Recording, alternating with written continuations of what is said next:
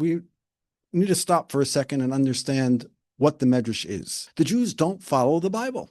This might come to be a surprise to many people, but we follow the tradition. In fact, even the letters of the Torah, the amount of letters in the Torah, even the written Torah, we follow tradition over historical reference. You want proof? Well, for your scholars out there, open up Tractate Shabbos in Gemara, page 55b, and have a look in what's called the Gilyon Hashas. This was a genius who wrote over there 21 examples of where there was a lost tradition of certain letters, certain words. For instance, the word totafos, which we have in everybody's tefillin. Totafos mean tefillin. Is it with a vav or without a vav? Does it have the vowel or not? Rashi says it doesn't, but it does. So that would invalidate all tefillin and all Torah in the world because it's missing a letter. But yet, we follow tradition over historical reference. You see, this is a fundamental idea about the Jewish people, that the way we understand Torah, the way we understand Bible is not historical. We don't look back for the earliest source, how the Torah was written to understand it. What we do is we understand the accepted normalcy with the majority of observant Jews, and we follow that tradition. And the tradition we have, for instance, on Yom Kippur, that we fast, isn't really written in the Torah. All it says about Yom Kippur is v'inisem es nafshosechem. You should torture yourself. Maybe read Russian novels, but it doesn't say what to do. It says we should wear phylacteries. We should wear tefillin on our hands and our head. It doesn't say what they are. And it says that everybody knows there's something called a mikvah, a ritual bath. It doesn't say what a ritual bath is. It says achbar umikveh mayin yatar. It doesn't give us the details. So the Torah is not meant to be used and read and understood from the text itself. But it does have something that we call pshat. It has something that we call the basic understanding of the letters. And all the medrash, all the oral tradition is doing is finding a source for the oral tradition in the written words. And I'll explain. This is something astounding. And there was actually an article that I didn't see the article, but there was an article in a newspaper, maybe 50 years ago, that asks this question. We're all familiar with the term that Rabbi Akiva knew things that Moshe Rabbeinu didn't know. Talmud tells us that. And Moshe Rabbeinu looked ahead into time and he saw Rabbi Akiva and he couldn't understand, how could Rabbi Akiva know things that I don't know? You see, I got the Torah at Sinai. So how is it that Rabbi Akiva could know things that I don't know? And this advertisement in the newspaper, in the New York Times, was saying that if Rabbi Akiva knew things that Moshe Rabbeinu didn't know, perhaps we know things that Rabbi Akiva didn't know. And the Or HaChaim addresses the question. The Or HaChaim was a saintly rabbi. I've been by his grave near the old city, an astounding genius and Kabbalist. And he explains the following understanding. He says that the oral tradition was given to us at Mount Sinai. We were given the laws of kashrut. We were given the laws of not eating milk and meat. We were given the laws of what a mikvah looks like, what the ritual bath looks like.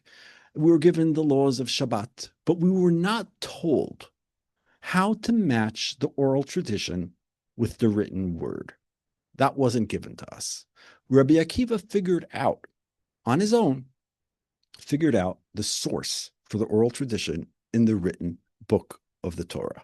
And furthermore, the Or HaChaim explains that all of the Gemara, all of the Talmud, is to teach us one thing, generally. I mean, there's a lot.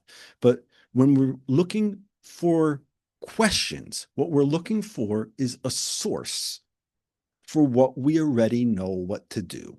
And if we can't find the source in the written words, if we can't extrapolate from an extra vowel or for the shape of a word or for the order of a word, then we don't know, but we'll just say Ella halacha leMoshe miSinai. We'll just say it's part of the oral tradition from Moses. So the Midrash itself, we're on a little bit of a tangent, and we're going to get a little more tangent in a second, is understanding the oral tradition of how these stories happen. You see, when God told Moses to write the Torah, he was telling him to write something which until then, the Torah existed even before it was in words.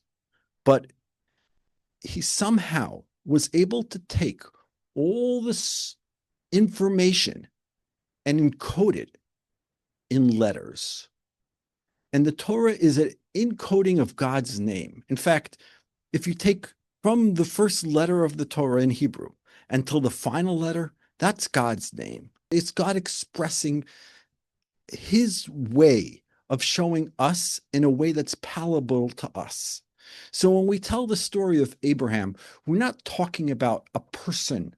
We're talking about God revealing himself through these stories. God is explaining to us something deep, something that's happening over here. So when we discuss Medrash, we're really discussing the backstory, kind of like what really went down and didn't fit in. But still, when we look at the Torah, we have to understand is that many times the things that are said in the Torah without the punctuation, for instance, the entire Bible was written in Hebrew. The Torah was written in Hebrew. And Hebrew, if you ever look at a Hebrew Bible, if you ever open up a Torah scroll, it has no vowels. So for instance, when it says, lo tignov, do not steal, if we would have a comma after the word lo, it would be reading lo, no, tignov, steal. Like, the kids, when we were younger, we would go to the beach, and we once went to the beach and there was a sign that said no swimming. And my friend said to me, you don't know how to read the sign. It says no swimming allowed. So really, without punctuation, the Torah is actually meaningless. We don't have the break of words. We don't even have breaks of sentences in the Torah. In fact, even the spaces between paragraphs in the Torah are part of the oral tradition. The meaning of the words, how many letters in every word are all part of the oral tradition. So once we've established that the oral tradition always trumps the written Torah, it's the essence of what we do. When we have a question about what something is, we don't open the Torah to figure out what to do. Now, with the book of Genesis, unlike the books which have commandments in them, which we follow for all generation, although there are some minimal commandments within the book of Genesis that are extrapolated from it, still in all, the book of Genesis would seem to be stories, but what we're explaining is that the book of Genesis is actually a revelation for us to understand certain concepts and certain ways of God, the way God behaves, the way God could be understood in our eyes in our times every day throughout our lives for all generations. Thank you for watching. Please make sure to subscribe to the channel, like and share, comment. I try to read all the comments. I'll just point out that over 95% of the viewers are not subscribed. What this means is that last month we had 100,000 views on this channel and thousands of hours of watch time. But yet a lot of those people may never find this channel again. And we want everybody to be able to share in the Torah that we teach. And I'd like to hear from your comments as well. Thank you. Shavua Tov. Have a good Shabbos. Stay safe and healthy. From Jerusalem, Shabbat Shalom.